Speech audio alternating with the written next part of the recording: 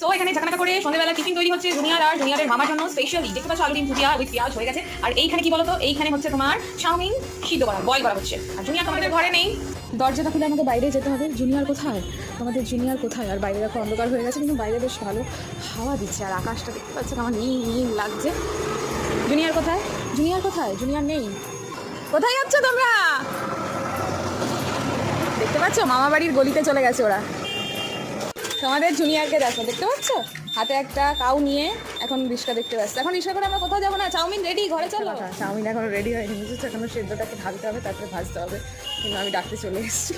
তো এখানে দেখো উইদাউট কাঁচা লঙ্কা গোলমরিচ দিয়ে হয়ে গেছে হচ্ছে তোমাদের চাউমিন রেডি। কাঁচা লঙ্কা দিচ্ছি না, গোলমরিচ বেশ করে দিয়েছি।